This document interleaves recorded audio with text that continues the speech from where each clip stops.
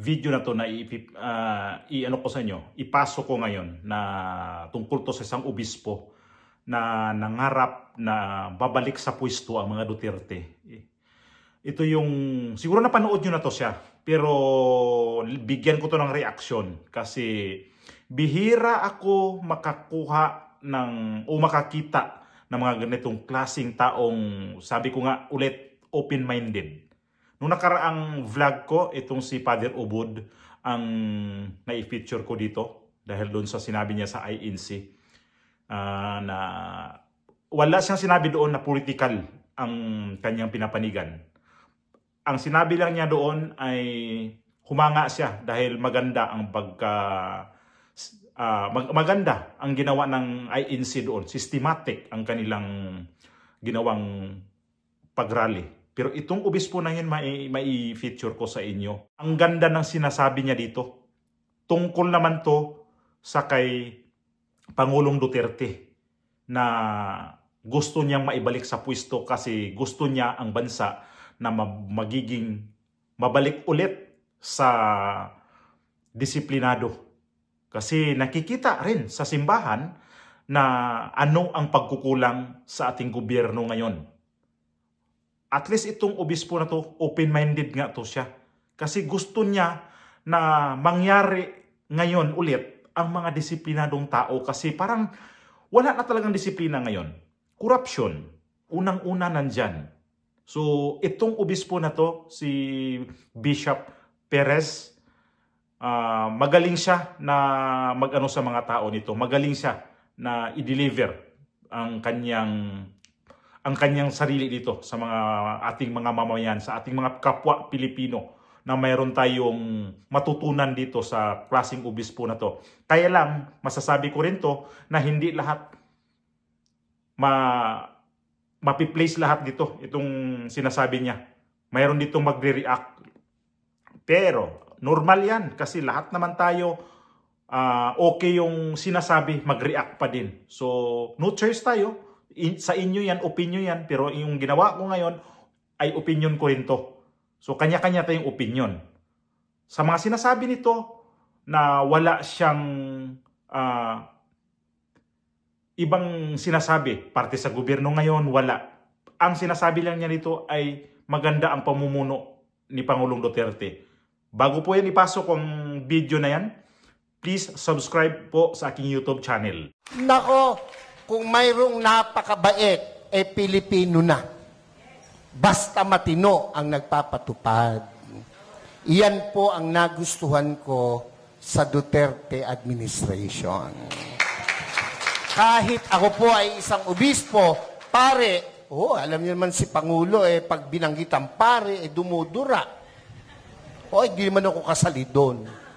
Ang katwiran ko, hindi naman lahat. Hindi ako kasali doon. Binabanggit ng Pangulo, pera si Bishop Perez. Naran po ba kayo? Ba't ako masasali, kapogi kong ito? Na, biro lang po, pero yun po ang totoo. Noong ako po'y nag-aaral, paborito ko pong guro, may katapangan. Abay, nakikinig lahat ng kaklase ko. Pag ang guro ay napakabait, naglalaro yung mga klase ko. Walang matutunan. Nakuha niyo po bang ibig kong sabihin? Sigurado, ang mabait, ang pinsang buo, katangahan. Pakisabi mo nga sa katabi mo, pinsang buo ng mabait, katangahan. Ako po'y nangangarap na ang Duterte mabalik. Yung mga hindi pumalakpak, bahala kayo. Naran po kayo. Pansinin nyo, noong panahon niya na nakaupo, mga politiko'y takot na takot na gumawa ng mali. Pati pulis, pati sundalo, takot. Aba, biglang, anong nangyari? Ngayon ang mga kurakot mga nakaupo. Naran po kayo? Ako, tayo may hindi pinanganak kahapon. Alam natin yan. Bakit ang isang obispo ay sumusuporta sa ganito? Aba, hindi masamang mangarap ng pag-unlad ng pagkakaisa sa bansa natin. Kung hindi tayo magsasalita at kikilos, kung hindi tayo magpapakita ng puwersa, ng lakas, sino ang gagawa nito? No, kung palakpak lang, hindi mo magawa, lalo na sa rally, hindi mo kaya. Yung makasigaw ng Amen! Oy, yan yung matatapang. Yung mga hindi nakikain lang yun. Yung mga ganon, Di. Dapat, ito ang tandaan nyo. Ang buhay natin, minsan lang. Pakisabi mo sa katabi mo, mamamatay ka rin. Sabihin mo, malapit na. Pero, bago mamatay, napakagandang nagparinig ka, nagparamdam ka para sa bayan. Yun ang pinakamahalaga sa lahat. Amen po? Ako po hindi takot, makulong, mabugbog, basta't iparamdam mo yung gusto mong iparamdam. Mga Bulakenyos, mga kasama kong taga-Caloocan, Zambales, Pampanga, hindi masama na suportahan natin itong rallying to. Yung iba na pe-pressure ng kung sino, natural lang yon. Ang nami-pressure sa kanila, siguro nasa taas. Dahil kung nasa baba, hindi nila papansinin. Pero, tayong malaya, huwag tayong pa-pressure kahit kanino. Minsan lang ang buhay natin. No, sabi mo sa katabi, mamamatay ka rin. Sabi mo, mamaya lang. Wag. Dapat iparinig natin, iparamdam natin ang ating saloobin. We are not against the government. Never. And never will. Lalo po ako. Nakapula nga ako Naran ba kayo? Pero, kailangan nilang makita, kanilang dapat marinig, ang dapat makita at marinig. Ako po, kung matetreten sila sa pagtakbo ng mga Duterte, matreten sila. Bakit? Matitino yung Duterte. Ako po, kahit obispo, noong panahong iyan ay lumalaban, ako po'y kasama. Ako po'y nangitim. Ako'y inalukan na maupo sa kabinet. Hindi ko tinanggap. Ang gusto ko'y makita siyang namamahala. Kung anong ginawa niya sa Davao, gawin niya sa Pilipinas at ginawa niya sa Pilipinas. O di ba? Ang ganda ng mga message niya doon sa simbahan. Mantakin mo naman ano mo lang, tingnan mo na lang yung napanood niyo yung buo. Kung napanood niyo yung buo na yung sinabi ko sa inyo yung si Bishop Perez, nakalagay siya dito ng pula. Ibig sabihin, obispo talaga siya doon. Hindi siya ginamit yung pagka-obispo niya na naka-civilian. Talagang nandoon siya, nagwawali. Naka-read nga daw siya. Lahat yung sinasabi niya. Ibig sabihin naka-read. Ano bang kulay ni Bongbong Marcos nung komandidato ng presidente? Pula. Ano sabi niya? Nakapula nga ako ngayon Pero wala siyang binanggit against sa gobyerno ni Bongbong Marcos. Yun lang yun ang natin dyan.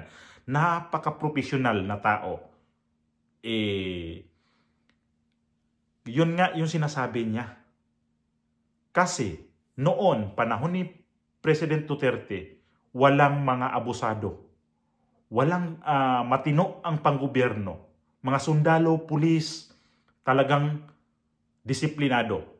Gusto ngayon ng simbahan na magiging disiplinado ulit ang Pilipinas.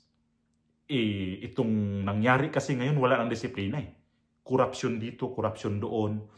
Di na nakikinig ang mga tao. Gusto niyang mangyari ngayon na sana mabalik ulit yung pamuno ni Duterte.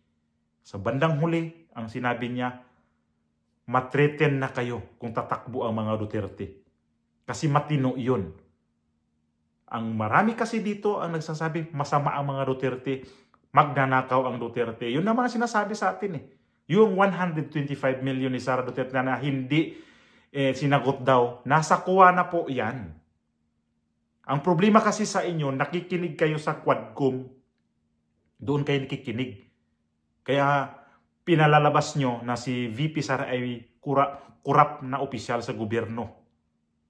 Itong obispo na to, kung nakikita niya ang mga Duterte ay kurap, hindi ito mga has na pupunta dyan sa simbahan na maglabas ng kanyang saloobin. Nilabas niya ang kanyang saloobin para iparamdam sa mga tao na ang presidente dati yan ang matino. Hindi siya nakipagplastikan sa mga tao na ang presidente dati masama, mamamatay tao. Kurap na pagka-presidente. Lumabas siya. Nilabas niya yung sarili niya. Sinir niya sa iba, sa mga tao nandoon sa simbahan, ang naramdaman niya noong panahon na yun ni Pangulong Duterte. Kaso nga lang sa atin ngayon, mukha tayong mukha tayo ngayon na close na sa ibang ginagawa dati ng Pangulo. Ako, ulitin ko na naman to ulit. Panahon ni VP Sara, hindi ako sumuporta sa kanya. Di kami bumuto sa kanyang pagka-vice presidente. Ni Bongbong Marcos, hindi rin kami. Kay Isko Moreno kami. Ulitin ko ulit. Ilang beses ko to balik-balikan dito sa aking vlog. Baka akala nyo kasi may nagsabi sa akin, bayaran ako. Never po akong magpabayad o binayaran sa mga Duterte. Ang mga Duterte may nagsabi niyan, kuripot daw yan. Hindi nagbabayad niya mga ganito na naglalabas ka ng vlog tungkol sa kanila. Kampi ka sa kanila, hindi nagbabayad yan. So, hindi namin sinuportaan yan, ulitin ko. Yung mga Duterte, yung si Sara, nung nakaraang presidential election. Pero ito nga, nakita ko ngayong bandang huli, na mukhang agrebyado na yung vice presidente, kababaeng tao, mukhang sobrang pang-aapi. Kaya dito na ako lumabas sa aking YouTube channel ngayon. So, nakikita ko na mukhang hindi maganda yung pakikitungo sa mga tao dyan sa Kongreso. Doon ako nainis. Sa kay VP Sara, bastos na ang ginagawa nila. Kaya sinasabi nila na hindi nakapag-liquidate si VP Sara sa kanyang mga nagasto sa gobyerno. Hindi ako naniniwala. Hindi ako naniniwala na kinurap niya yung pera na yan.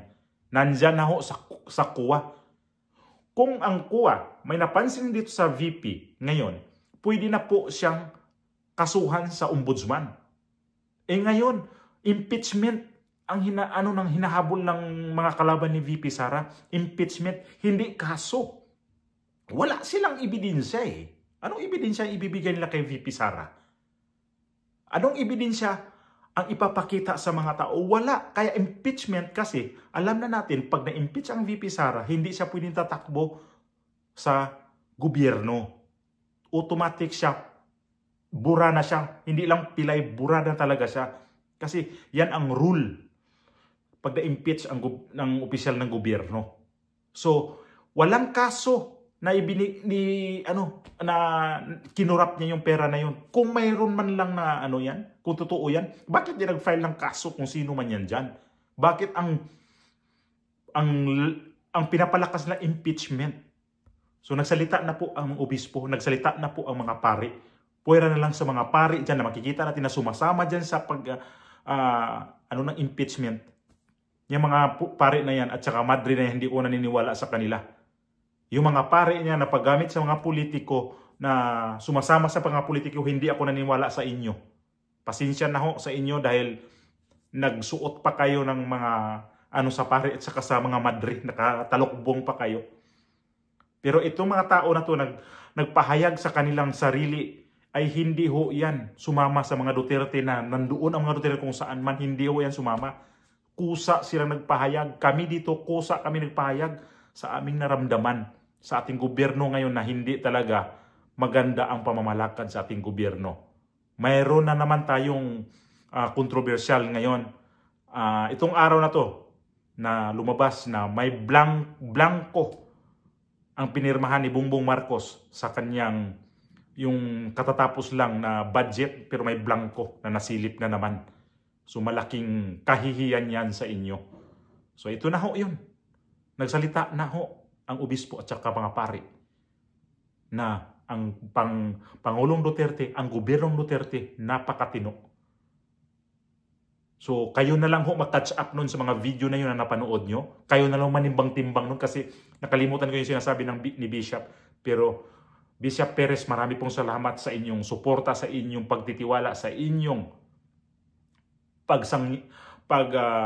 pagsasabi ng katotohanan. Saludo po ako sa mga pari at sa mga obispo na nandyan nakikita po nila kung ano talaga ang panggobyerno ni Duterte nung panahon siya po ang presidente natin. At itong parating pa lang na itong vice-presidente natin ngayon, kung ano ba talaga ang kanyang kalagayan. So nakikita na natin na ang mga mas sa simbahan, mas mataas na sa simbahan, nandyan sumusuporta sa mga Duterte.